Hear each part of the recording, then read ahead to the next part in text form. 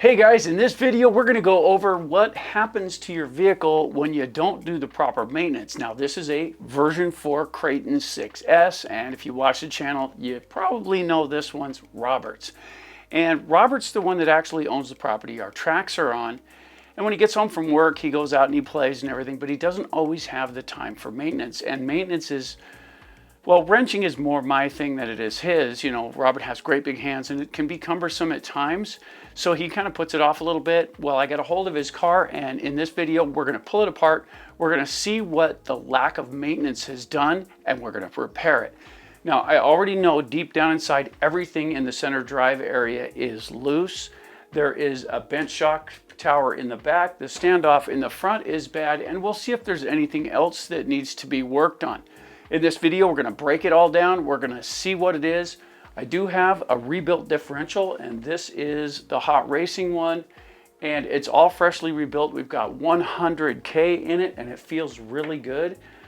I do have a straight rear shock tower, but in this video, I'm also going to show you a pretty easy way to straighten those if you can't afford a hardened one. So unless they're really torqued over, they can be straightened up. This should be pretty cool, guys. Check this out.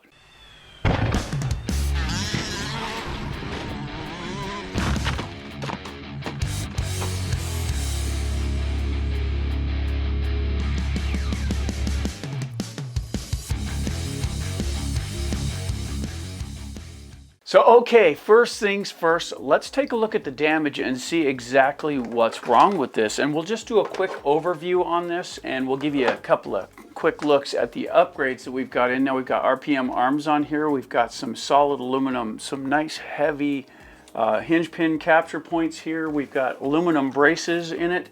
The front one is still just plastic, but it's still holding up pretty good, so that's pretty nice. However, inside here, the motor, look at that. The motor is loose and wiggly, and the whole center unit is loose. That is seriously lack of maintenance. The damage to the standoff here in the front is just an impact point. The front brace is still strong. It does have an RPM front bumper on it. It has the RPM wing mounts on the back, and you know, that's pretty much it for the upgrades. However, there's one more item that's pretty tough, and that's, if you can see the curve in this, this has taken a couple of impacts on the back and it's bent the shock tower, and we're going to go ahead and fix that as well. So let's get on the bench and get started. First, let's get these wires tucked out of the way. So let's go ahead and take all these wires apart and get them out of the way, because we're going to want to remove that center case. This is a pretty cool little fan unit. It just clips on, so you can pry it right off. Now we need to get that center tower out of the way, because we're going to have to stand that center brace up. So let's pull these pins. Nice. Ooh, stubborn. There we go. And that's it. Now we're going to have to get after the side of this, so we need to pull this one piece off. We're going to go after the shock tower later anyway, so we'll pull off the one body mount here. This will give us access to the side of the pieces. There we go. Get that tire out of the way, and now we have access to the wing mounts. So let's back these out.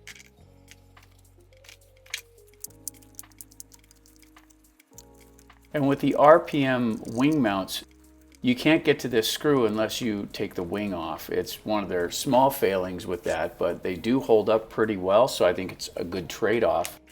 But once you get these out of the way, remember these spacers are different size, so make sure you put them back the way they came out. This one's bent. Look at the bend in that. Okay, so we'll go ahead and get the wing out of the way. This is the tower to tower brace we're working with here.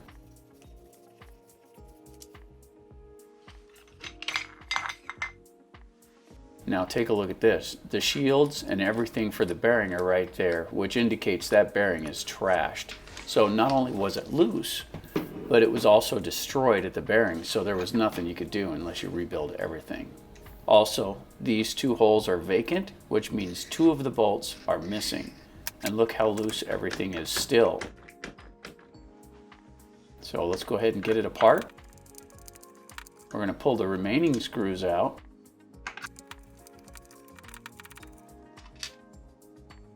It's a little easier to get apart this time because there's only 3. When we're done, it'll have all 5 of those screws in place.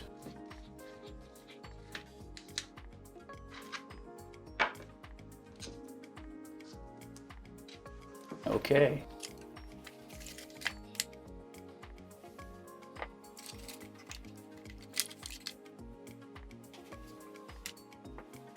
And there's our unit. This thing has problems. Look at that. Look how much that moves. Everything's loose. And I'm not blaming Robert for this really, because if you just don't check, you don't know what's happening inside the car. That's the value of this, is you learn to check your car before you go out to prevent these kinds of problems.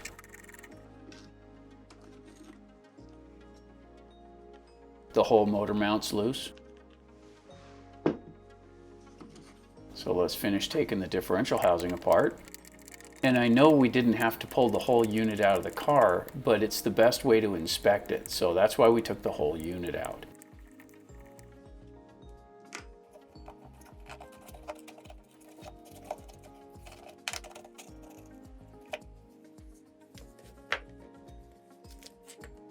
There we go. And that's what a blown bearing looks like, guys. That will require the entire disassembly of the differential. And look at the damage on the teeth. That spur gear is junk. Let's get a little cleanup on all this stuff.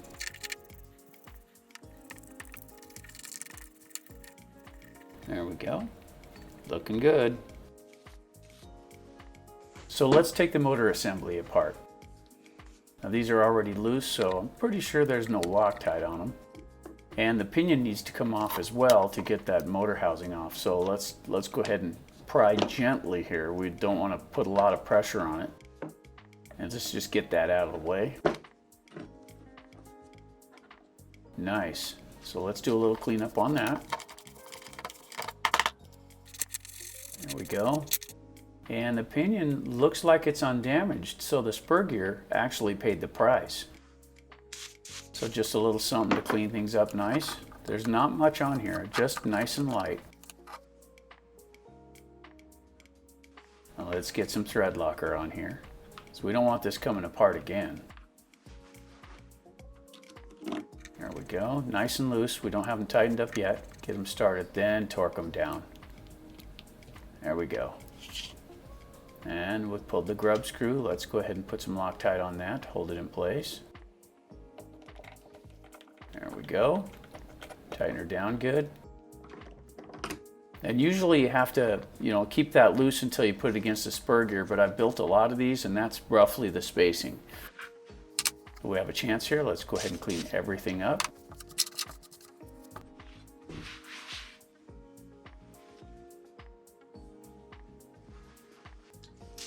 And that's just silicone spray, and I use that, guys, because that stuff dries and it won't attract dust once it's dry, so it makes for a nice smooth assembly. And this little bit can be kind of tricky with the rail system they have in there. When you get this together, make sure you lock things down. Right across the top here, it's got to sit all the way into those pockets, or it won't hold the differential tight and it'll destroy the spur gear. So make sure they're seated good before you start putting it together. And 2 of these screws go into aluminum, so we want some Loctite on those 2.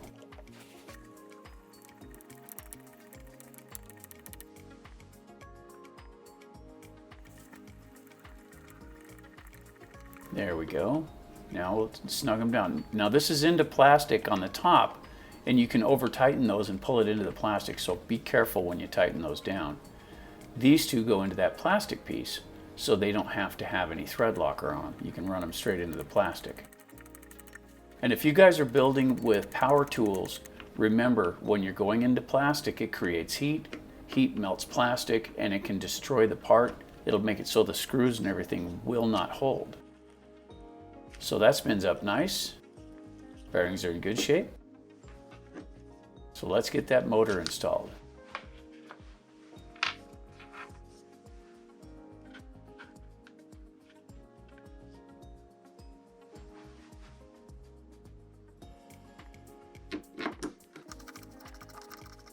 And we're not torquing these down yet, guys. This is just to get the slide working.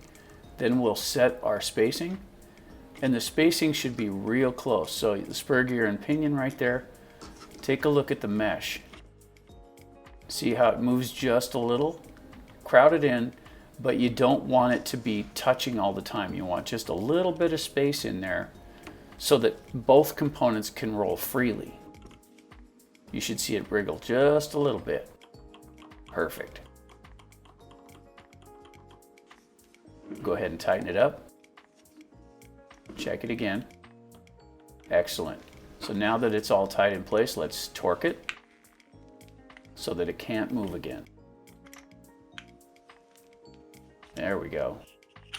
Everything sounds good. Let's go ahead and clean the component area.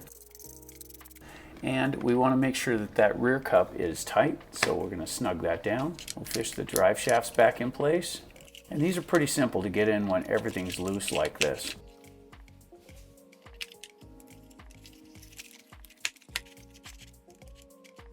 Now when you flip this over, make sure to hold the motor and everything in place. There we go. Get one in. There's no Loctite on that one yet. Just get one in to hold it, and then we'll get Loctite on the others. But don't torque them down yet. You want to keep it loose just so you can get all the bolts in place. Once they're in place, then you can torque them down. And these are plastic up front, so no Loctite necessary.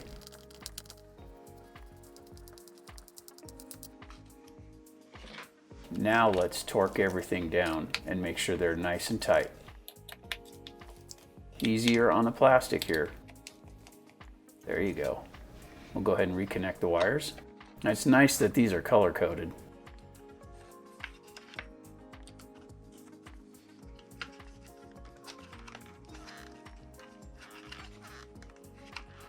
Nice.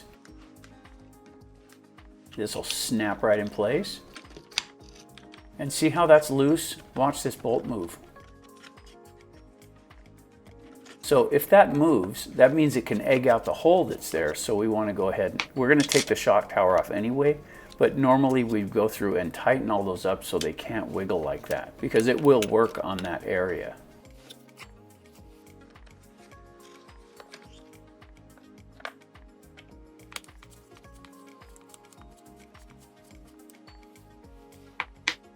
And if you notice, these have a little washer right there. Make sure and keep the washer in its proper place. It keeps that from snapping apart. The washer's a retainer, so it makes a pretty big difference. Okay, let's detach the shocks. And don't lose this little ball. That little ball is very important, so make sure you track where those are.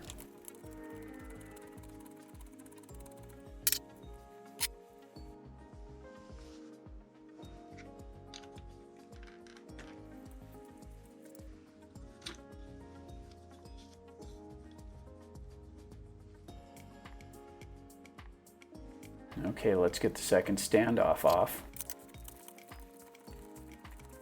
There we go. And everything threaded out real nice, so that was pretty easy to pull apart.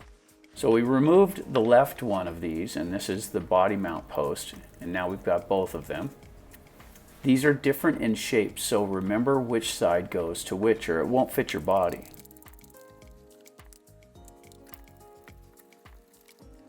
There we go. And that, look at the bend in that, and it's bent forward pretty bad too, so the body didn't fit quite right. See it rocking? Now we have a broken bolt here, so we're going to have to pull off this center brace. So we're going to pull that off to get access to it, and I'll show you a trick on how to get these broke off ones out.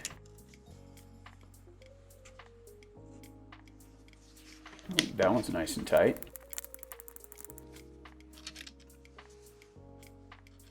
There it is.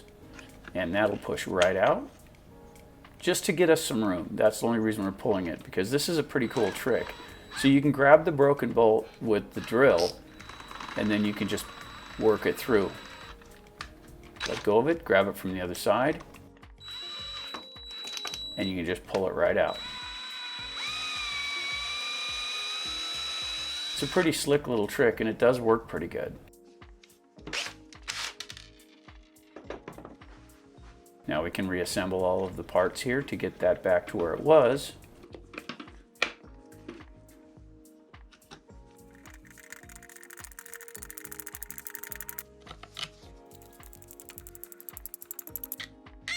There we go. Now let's take a minute here and clean everything up and fit the new shock tower. Now this isn't a new one, but it's good and straight, and it doesn't have any weak points, so this will be just fine here. Reconnect the standoffs.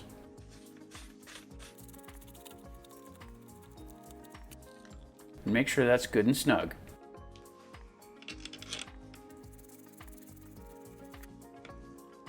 There we go. Put the ball in first, then the cap over the top.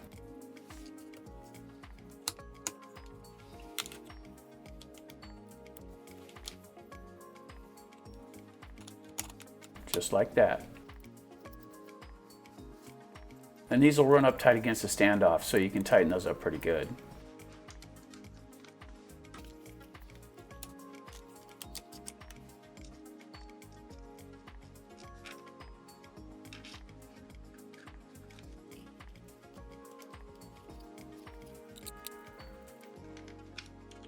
Just check everything while you're in there, make sure everything's nice and tight.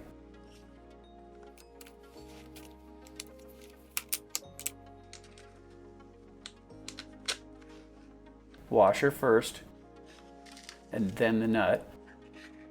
That sounds silly, but if you don't get the washer in there, it can cause problems, so make sure you get the washer in the right place. Little quick check here. And then we can put the tower-to-tower brace back. There we go. And the wing should go right on. So I like to do the back bolt first. I don't torque it all the way down. I just get it in there to hold things in place. And as you look at it, on the right side, it's the smaller disc, and that's the spacer. On the left side there is the longer one, and that allows that center brace that goes down to the chassis to be offset so that the drive line doesn't hit it.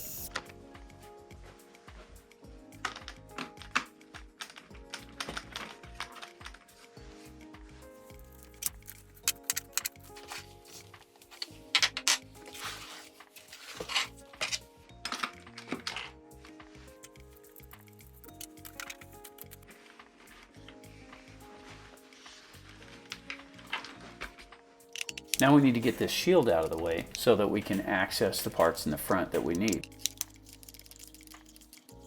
Now the shield is pretty tall, and it's in the way of getting this wrench in here. That's the only reason we took it off. You could probably use a standard Allen wrench, but it's only 2 screws, so we go ahead and take it apart. If you take a look at that, that bolt is really bent. So let's get a straight one and stick it in there. Put it back together.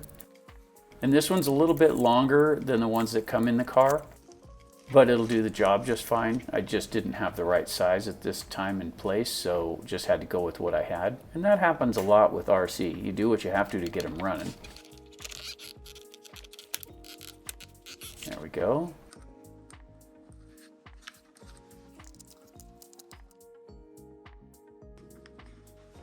Now, these center braces, we want to check those and make sure that they're nice and tight. So that one's aluminum, so we can really crank it down. This one's plastic, so not quite as much, but just make sure it's tight. Let's put those body braces back on.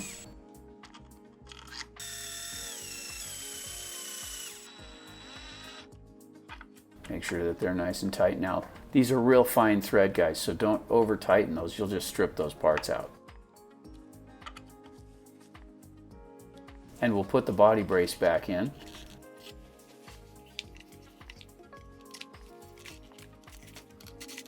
The trick here is to get them lined up. Once they're lined up, those slide through pretty easily, but not having them aligned properly, that can be a problem. And then these little clips go in there to retain them. Nice. We'll go ahead and put the shield back on. Again, guys, if you're using power tools, nice and slow when you're working with plastic. There it is.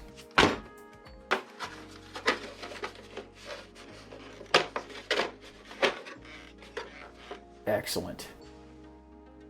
Okay guys, there's the repair work for the Kraton 6S, and you know, Rob really did neglect this one quite a bit, and there were a couple of things that we didn't check when it came out of the box, whether it had Loctite on the center differential housing at the bottom to keep those screws in, Loctite at the motor. When we got it apart, we realized that there wasn't any on there, and Rob got it straight out of the box. We did some modifications, but we failed to check that. And without a constant checkup, each time you go out, just check and make sure they're tight. That kind of thing can happen, and it did destroy the ring gear or the spur gear on the differential, so this one's going to have to get tore down.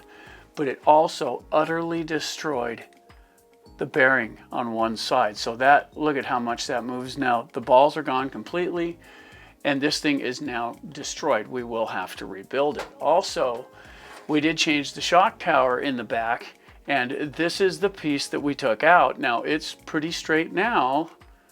You can see it's not curved or bent in any way, and we did get it flat again. And here's how you do that. First, you need a good rubber mat. Now, this is just a door mat that we have, and we need a good dead blow hammer. And this is a rubber mallet that works pretty well. And when you strike this area in the center, if you're concaved, make sure you hit it on the high side, hit it right in the middle. The rubber underneath it will give a little bit, and when it gives, it'll allow the center to bend down. Rubber against rubber, it gives you the pressure where you need it. It was also bent at the bottom, so we went ahead and threw it right into the vise. We clamped these two bottom pieces straight, and we tuned it until it was straight. You have to get busy with it when you're doing it a little bit, but be careful. This is just aluminum, and when you start getting fracture marks, the strength is gone. So as long as you can keep this thing good and snug in there and go gently with the hammer, most of the time these can be straightened. So if you haven't already, don't forget to subscribe, like, and share. It's awesome when you do. And don't forget that notification bell to stay informed of upcoming videos like this one. You know, maintenance is a real thing. It's not something we just talk about. If you fail to check on your car once in a while, you're going to be in the shop a lot. And if you love wrenching, that's not a problem. But if wrenching isn't your thing, a little maintenance can save you a lot of struggle. If you guys have any add-ons to this video where you think things need to be checked before you go and run, please feel free to leave it in the comments down below and help others along the way. Hey guys, I'm AJ with AJ Jam Studios saying, keep wrenching, guys.